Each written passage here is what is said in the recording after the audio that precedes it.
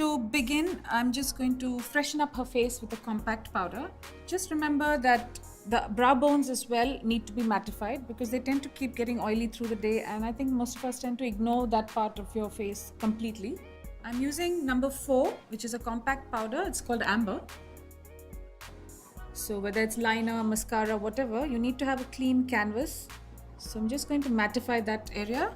You want to make sure that you mattify all the places on your face that will get oily through the day. I think this is a great color for soft bronzing even in the day. Matte bronzing to achieve contours on your face. So that's a tip as well. Just make sure you have a bit of the powder on the chest as well, and brighten the under eye area just a little bit.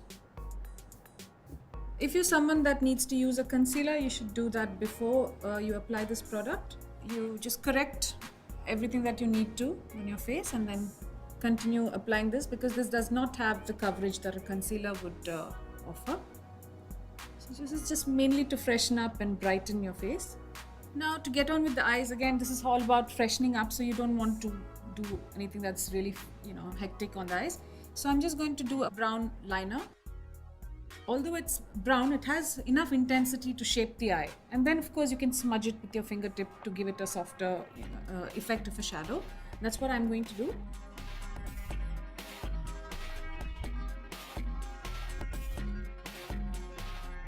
I'm just keeping it fresh and simple, something that's very easy to do without brushes. So I'm not going to go in with the liner inside the eye. After you draw the line, your desired shape of course, you can use your fingertip, just the pad of your fingertip, and kind of rub that to and fro to create a soft shadow.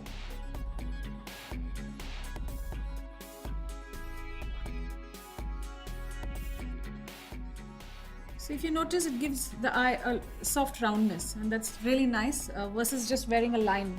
And this could be any color. You could use a green or khaki or anything that suits your fancy.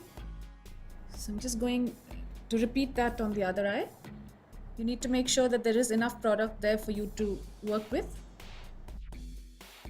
Another tip for this is make sure you do one after the other, because again these products may not give you enough time to smudge, which means one will dry up and stay like a line and the other will be softer and prettier.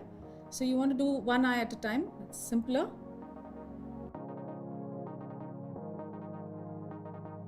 So that gives you a sense of soft shadows on the eye.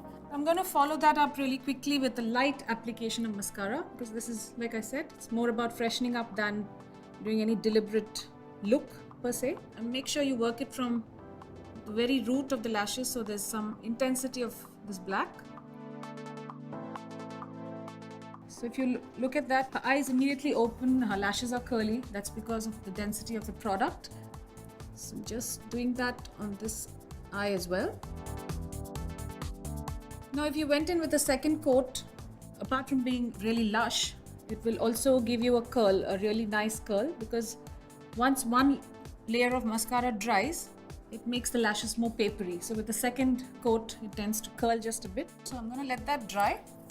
Now when I look at her face, I feel like there could be a bit of light in the face, which adds to the freshness or some kind of a dewy quality to her makeup. So there's this Daytime Neutrals palette. Apart from the one in the center, which is a taupe shimmer, you could use either of these, but I'm going to use this slightly champagne beige.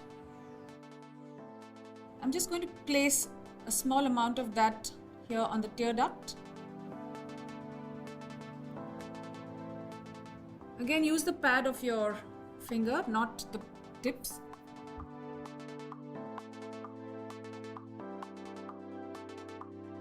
So just blend that really softly. And now I'm going back to the mascara. I'm just going to lift the whole look, put a bit on the lower lashes as well to complete the look. Again, go back to the base and tease the lashes upwards. And now with a good amount of it on the lower lashes as well.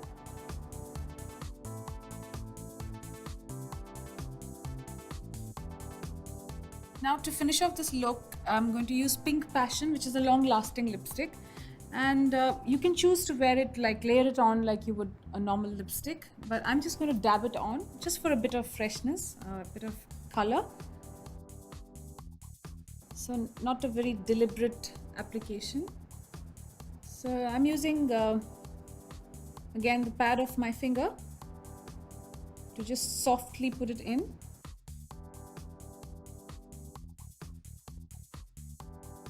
Now to just finish that off, I'm going to take a dab of this and use it as a cream blush right here on the apples of her cheeks. So I don't want too much color, but having said that, I do want a suggestion of blush. So that adds a really nice, healthy kind of flush to your face, which is so simple to apply actually. And then there's this added creaminess which makes it look very nice. And of course you can choose even from soft nudes and peaches as lipsticks and double them up as blushes. But make sure that if you do that, you don't want to choose something that's too sallow or gray. So something with a small hit of color would look great even on the cheeks.